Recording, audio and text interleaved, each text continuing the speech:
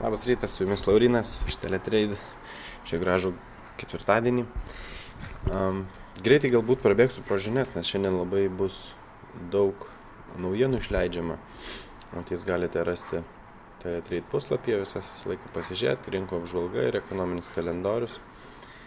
Taip, tai rytą pradėjome su Šveicarijos prekybos balansu, toliau realiai bus verslo pasitikėjimo indeksai iš visų didžiųjų valstybių Europoje, tai tiesiog kas pusvalandį visos eurozonos, toliau iš Jungtinės karalystės, būtent iš Anglijos, lygiai tie patys skaičiai, tik tai, kad iš Anglijos dar turėsime pardavimų skaičius, būtent rodmenis, kurie gali gerokai pajudinti rinkas.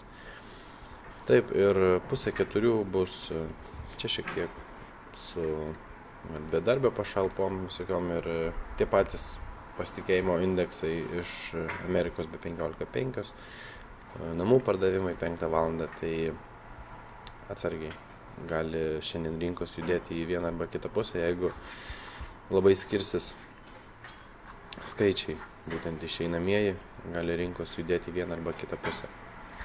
Taigi, grįžtant prie grafikų, tai euras. Taip atrodo, vakarykštė maža korekcija nieko nepadėjo ir šiandien doleris važiuoja žemyn. Krentam žemyn po gražios korekcijos. Vėlgi svarbus lygis iš karto matau, šiandienai bus 1.0680. Pastrūksta 15 punktų iki jo, tai būtent praeita žemuma, čia pirmadienio. Ir, momentas irgi žemyn, manau, svarbu šitą bus vietą pažiūrėti ir toliau tiesiog stebėti, ar vyks pramušimai. Svaras irgi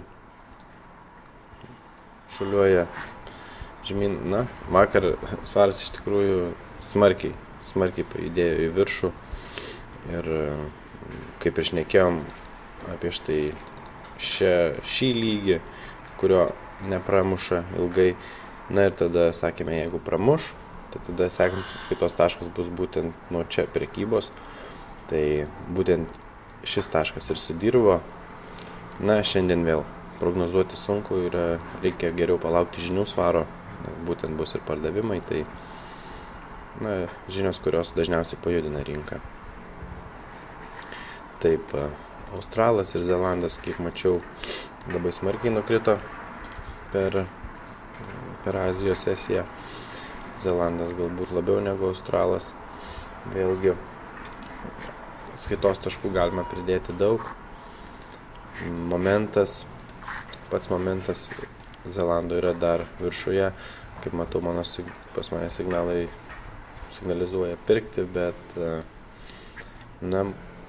toks staigus kritimas būtent ir momente man jau nebepatinka. Negaliu apibrėžti, kur aš galiu kažką pirkti, būtent lauksiu kažkokių aiškesnių lygių. Galbūt čia kažkur 0,7490 ar netgi nuo 7,436. Taip. Kanada neįdomiai juda visai. Būtent čia. Momentas yra pačioje, jeigu dar šautų į viršų, man tai signalizuotų pardavimą, ką ir pabandyčiau. Frankas. Doleris vakar sustiprėjo franko atžvilgiu, lygiai taip pat kaip euras nukrito, tai frankas sustiprėjo. Daug ką analizuoti čia nėra. Turime aiškius lygius, nuo kur galima būtų paprekiauti. Jeigu kuris galima subrėžyti FIBO ir panašius instrumentus, nuo korekcijų prekybą vykdyti. Mano manimu, tai yra gana logiška. Ir jena trumpai po truputėlį lipa, tiesiog doleris stiprėja į viršų, momentas irgi viršuje, bent jau valandinis, iš 4 valandų irgi jisai kopia į pliusą, taigi tiesiog prekiauti nuo korekcijų, protingai, atsargiai. Gerai, sėkmingos dienos visiems, iki.